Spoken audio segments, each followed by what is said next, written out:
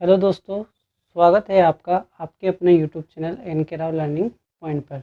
यहाँ पर हम अब कक्षा 10 की गणित को कंप्लीट करेंगे क्लास 10th की मैथ्स से। तो कक्षा 10 की गणित में हम जो फर्स्ट इसका जो हम सबसे पहले पढ़ेंगे जो चैप्टर नंबर 6 है। ठीक है, चैप्टर नंबर 6 ठीक है, जिसका नाम है ट्रिगोनोमेट्री। ट्रिगोनोमेट्री जिसको हिंदी में कहते हैं त्रिकोणमिति। क्या कहते हैं? त्रिकोणमिति। ठीक है, तो गणित में अपन त्रिकोणमिति का अध्ययन करते हैं। त्रिकोणमिति का अध्ययन किस शीर्षक के अंतर्गत किया जाता है ये आपको समझना है। ठीक है, त्रिकोणमिति का अध्ययन करने के लिए आपको समकोण त्रिभुज के बारे में पता होना चाहिए। इसके बारे में पता होना चाहिए, समकोण त्रिभुज। अब पहले तो आपको बताना चाहिए समकोण त्रिभुज किसे कहते हैं। ठीक है, बहुत से विद्यार्थियों को नहीं पता होगा, तो पहले आप ये समझिए समकोण त्रिभुज किसे कहते हैं। जो ऐसा त्रिभुज जिसमें एक कोण कितने डिग्री का हो? 90 डिग्री का हो। कितने डिग्री का हो? 90 डिग्री का हो, उसे कहते हैं समकोण त्रिभुज। क्या कहते हैं इसको? समकोण त्रिभुज। ठीक है, तो अगर मान लो अगर मैं इस त्रिभुज को एक नाम देता हूँ, जैसे ये इसका ए बिंदु है, ये बी बिंदु है और ये सी बिंदु है। ठीक है, तो इस प्रकार से ये जो त्रिभुज ए बी सी है, त्रिभुज ए बी सी, ये क्या है? समकोण त्रिभुज है जिसका कोण बी कितने डिग्री का है? 90 डिग्री का है। कितने डिग्री का है? 90 डिग्री का। ठीक है, और जो बाकी जो दो कोण होंगे वो क्या होंगे आपके? कोण ए और कोण सी। कोण ए और वह कोण सी क्या होंगे आपके? न्यून कोण। अगर एक कोण इसका 90 डिग्री का है तो बाकी दो कोण क्या होंगे? न्यून कोण। और इन दोनों कोणों का, जैसे आपको पता होना चाहिए त्रिभुज के तीनों कोणों का योग कितना होता है? 180 डिग्री होता है ना। तो अगर ये कोण 90 डिग्री है तो बाकी दो कोणों का योग भी कितना होना चाहिए? 90। क्योंकि अगर ये ए प्लस सी, अगर हम देखें कि ए प्लस बी प्लस सी तीनों का योग कितना होता है? 180। और यहाँ पर बी का मान कितना है? 90। ठीक है, तो अपन लिख सकते हैं कि ए प्लस सी और बी का मान 90। ठीक है, तो ए प्लस सी का मान कितना आएगा? तो ए प्लस सी का मान आएगा 180 माइनस 90 यानी कि 90 डिग्री। कितना आएगा? 90 डिग्री। ठीक है, तो यहाँ पर कोण है और कोण सी का मान 90 डिग्री आएगा, यह आपको ध्यान रखना है।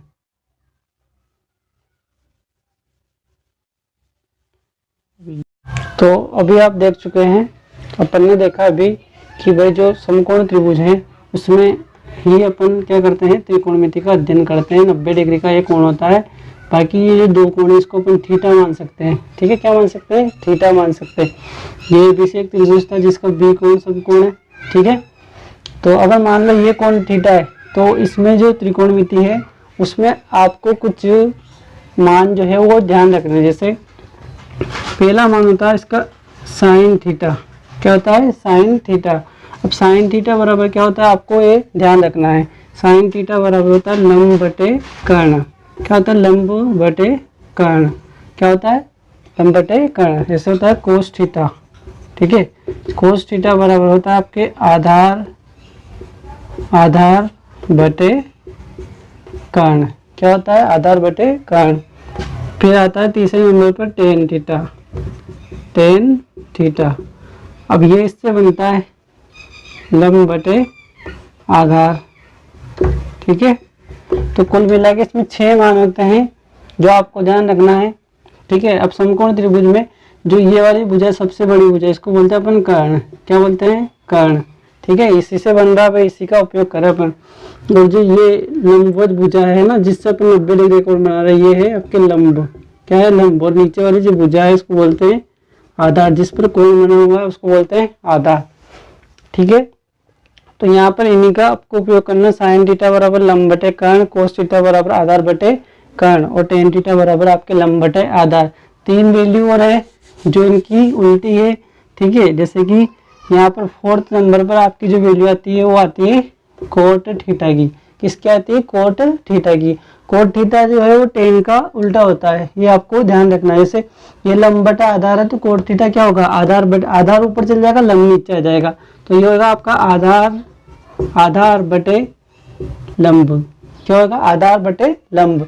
ऐसे कैसे जो पांचवी वैल्यू है, ठीक है, ये इससे रिलेटेड है, पांचवा मान कोस से रिलेटेड है। पांचवा मान होता है आपके सेक थीटा का, किसका होता है, सेक थीटा का, ठीक है। तो यहाँ पर जो आधार बटे कर्ण है, अब ये उल्टा हो जाएगा, कर्ण ऊपर जाएगा, यानी कर्ण को तो अपन लिखेंगे ऊपर और आधार को कहाँ लिखेंगे, नीचे। तो ये क्या होगा, आधार बटे कर्ण, क्या हो जाएगा, आधार बटे कर्ण। इसके बाद जो छठे नंबर की वैल्यू आती है वो साइन से रिलेटेड है, तो साइन का उल्टा हो जाएगा कोसेक, क्या होगा, कोसेक थीटा, ठीक है, क्या होगा, कोसेक। यहाँ पर लंब बटे कर्ण है, कर्ण ऊपर लिखा जाएगा, तो इसको लिखेंगे अपन कर्ण बटे लंब, क्या लिखेंगे, कर्ण बटे लंब, ये ध्यान रखना, ठीक है। तो ये 6 मान आपको याद रखना पड़ेगा एक तो, ठीक है। अब देखिए आगे इसके बाद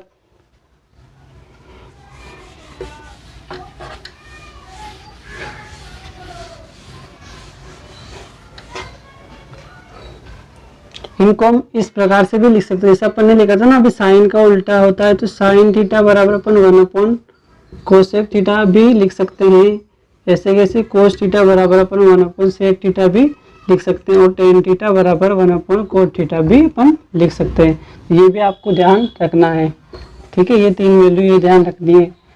और अब अपन बात करते हैं इसकी मेन जो सारणी है, ठीक है, त्रिकोणमिति में जो सारणी होती है उसमें आपको कुछ मान दिए वो रहते हैं, उनको याद करना पड़ेगा, क्योंकि आपके जो प्रश्न आएंगे एग्जाम में उस सारणी से संबंधित ही आएंगे, ठीक है। जैसे मान लो भाई, जैसे ये साइन, ठीक है, ये जैसे मान लो ये थीटा है, ठीक है, तो ये साइन थीटा, कोस थीटा, ठीक है, टेन थीटा, कोट थीटा, इस तरीके से आपकी सारणी बनेगी एक, है ना, जहाँ यहाँ पर आपके डिग्री में मान रहेंगे, तो यहाँ तो थीटा में मान है और ऊपर यहाँ मान लो कि डिग्री में मान, जैसे 0 डिग्री, ठीक है, फिर आएगा 30 डिग्री, फिर आपके 45 डिग्री, ठीक, फिर 60 डिग्री, और जो लास्ट में आएगा वो आएगा 90 डिग्री, क्या आएगा, 90 डिग्री। तो आपको इनको ध्यान रखना पड़ेगा, इन मानों को, ठीक है, इनको याद रखना पड़ेगा। इनको एक तरीके से आप याद कर लीजिए, याद करोगे तो बहुत अच्छा रहेगा आपके लिए, क्योंकि अगर मान याद है तो आप जल्दी से एग्जाम में जो मान आएगा, जहाँ जो भी क्वेश्चन आएगा उसमें आप मान रख के फटाफट से उस क्वेश्चन को सोल्व कर लगे। इतना कोई मतलब इतने वैसे भी इतने बड़ी सारणी नहीं है ना, है तो 6 मान आपको याद रखना है, और इसको एक सीक्वेंस से याद करते हैं। देखो जैसे साइन 0 का मान होता है 0, क्या होता है, 0, ठीक है। इसके बाद जो साइन 30 है उसका मान होता है आपके 1/2, क्या होता है, 1/2। साइन 45 का मान होता है 1/√2, क्या होगा, 1/√2। साइन 60 का मान होता है √3/2, क्या होगा, √3/2। और साइन 90 इसका मान क्या होता है, 1। अब जैसे आपने साइन के मान याद कर लिए, अगर आप एक सारणी केवल एक मान याद करते हैं, आप इस एक मान से इन 6 मानों को, बाकी और मानों को याद कर सकते हैं। इसका उल्टा यहाँ से लिख दो, यहाँ 1 लिखा हुआ है तो कोस 0 पर आप लिख दो 1, ठीक है। यहाँ √3/2 लिखा हुआ है तो कोस 30 पर क्या लिख देंगे, √3/2। यहाँ 1/√2, तो यहाँ तो वैसे का वैसे लिखा जाएगा, यहाँ पर मान समान रहेगा हमेशा इनमें सब में, ये उल्टा यहाँ आ जाएगा 1/2, और जो कोस 90 का मान है वो साइन 0 के मान के बराबर होगा, तो कोस 90 का मान क्या होगा आपके 0, ठीक है। अब जो टेन का मान है, टेन का मान होता है आपके साइन बटे कोस, ठीक है, ये ध्यान रखना। तो साइन की वैल्यू में कोस की वैल्यू का भाग देंगे तो टेन का मान आएगा, तो टेन 0, जैसे 0 में 1 का भाग देंगे तो क्या आएगा, 0, ठीक है।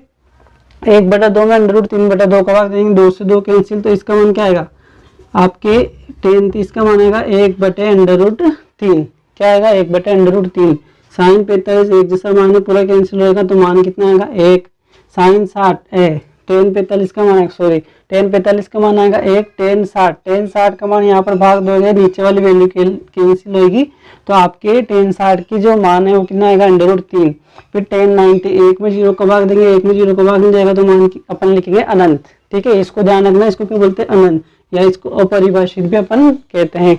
फिर आपको बताया भाई याद करने का तरीका उल्टा कर दो, ठीक है, जैसे इसका उल्टा करता है ऐसे इसको लिख देंगे। तो यहाँ पर आपकी वैल्यू हो जाएगी इन्फिनिटिव अनंत, ये √3 1 1/√3 और ये आएगा आपके 0। क्या आएगा 0। अब आपको पता है कि भाई जो सेक है कोस का उल्टा होता है। क्या होता है, कोस का उल्टा होता है। तो अपन क्या करेंगे, जैसे कोस थीटा की वैल्यू 1 है तो इसका भी मान क्या हो जाएगा 1/1 सेक लिखेंगे, सेक 0 का मान, ठीक है। तो एक ही ऐसे इसका मान √3/2 है तो इसका उल्टा हो जाएगा, ये हो जाएगा 2/√3। क्या होगा 2/√3। यहाँ पर भी उल्टा करना है, √2/1 बटे में 1 हो उसको लिखने की जरूरत नहीं पड़ती, क्योंकि किसी भी संख्या में जब अपन 1 का भाग देते हैं तो वापस से वही संख्या आती है। तो ये बात आपको ध्यान रखना है। तो √2 ऊपर जाने के बाद अपन उसको क्या लिखेंगे, √2 ही लिखेंगे। ऐसे जैसे कि अब ये है 1/2, तो 2 ऊपर जाएगा बटे में 1 रहेगा, तो 2/1 को क्या लिखेंगे अपन 2 ही लिखेंगे। और ये होगा 1/0, जब भी 0 बटे में आएगा इसका मतलब मान क्या होगा आपके अनंत। क्या होगा अनंत। तो इसका उल्टा भाई यहाँ से अपन, अब आपको अभी तक बताइए साइन का अपन ने उल्टा लिख दिया, टेन का लिख दिया, ऐसे कोसेक का भी क्या हो जाएगा यहाँ से। तो ये अनंत यहाँ आ गया, ये 2 यहाँ, ये 2/√3, ठीक है, सॉरी ये 2 यहाँ आ गया, ये √2 यही है, और 2/√3 यहाँ लिखाएगा और 1 यहाँ पर। तो cos 90 की वैल्यू भी 1 आ जाएगी। इस प्रकार से आपको त्रिकोणमिति के जो सवाल है उनको हल करने के लिए इस सारणी को याद करना जरूरी है। तो अब इस सारणी को आप याद कर लेना, अगले वीडियो में अपन इस प्रश्नावली के सवालों को करेंगे, ठीक है।